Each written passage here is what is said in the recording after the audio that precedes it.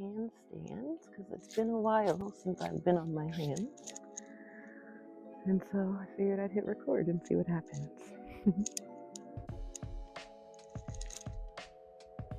It's definitely been a while.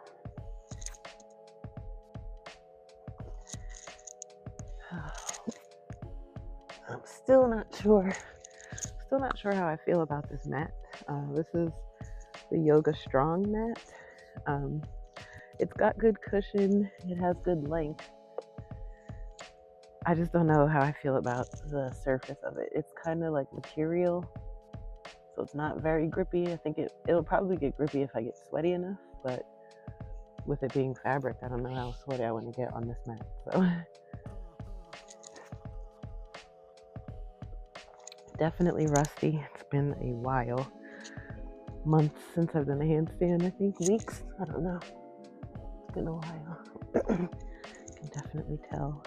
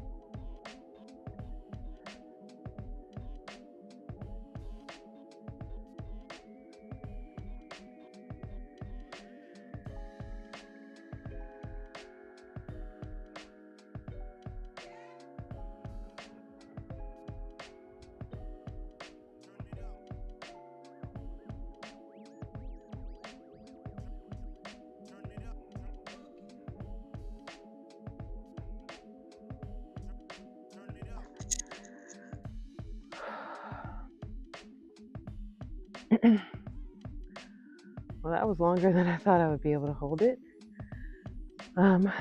So some of the tips or some of the things that I do when I'm trying to hold a handstand are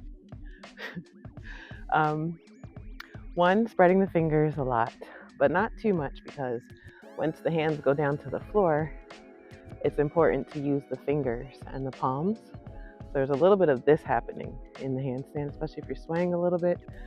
You feel like you're going to go over too much, fingertips grip the mat to stop that. And then if you feel like you're going to come down because you haven't kicked up enough, palms to prevent that. So there's a little bit of finding that balance between ease and effort of going back and forth with the hands. And I know this looks crazy, but that's kind of the motion that's happening. So it more so looks like this when that's happening. Also, see, while I'm upside down, squeeze legs together.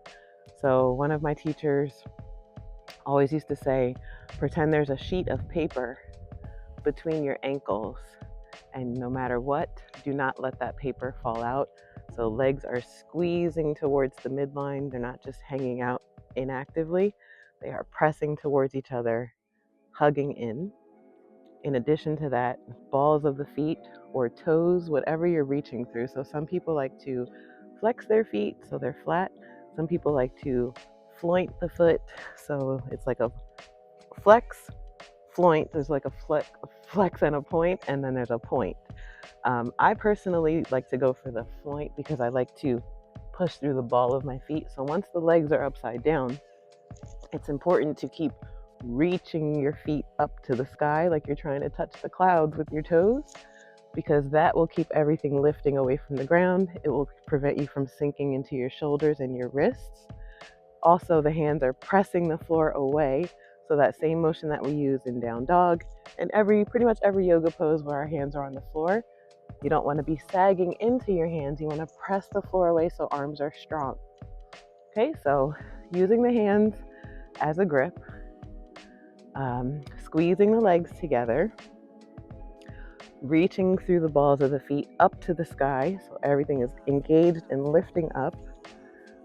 Pull the belly in, and one of the most important things, how could I forget this, other than breathing, of course, is your tailbone. And so sometimes in a handstand, it's really easy to kind of let your butt stick out. So see that arch that happens in your back.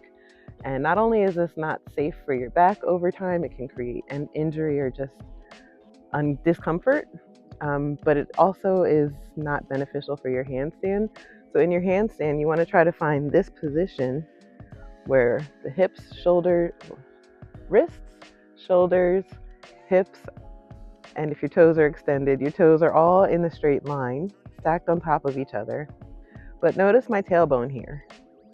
And so sometimes in a handstand, it's easy to be like this, but then everything's loose and you might just fall out of it. But really work towards knitting all of this in tightly. So I'll just do the action again with the tailbone.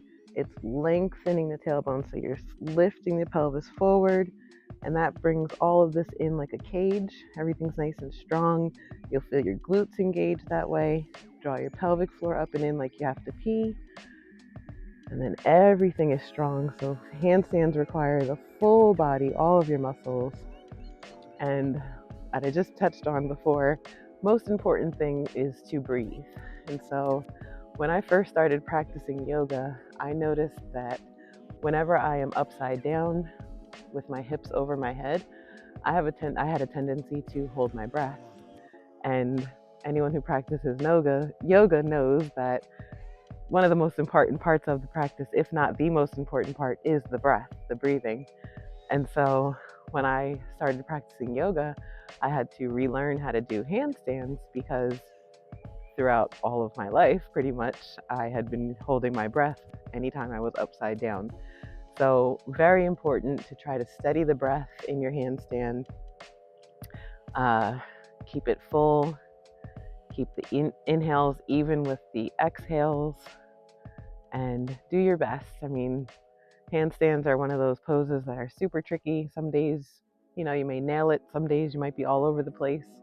And that's okay. One of the main things that we've learned in yoga is that we just have to meet ourselves where we are. Sometimes we don't have control over our abilities or our balance or, what outside factors or just things that are beyond our control. So most important thing when you're practicing is to meet yourself where you are.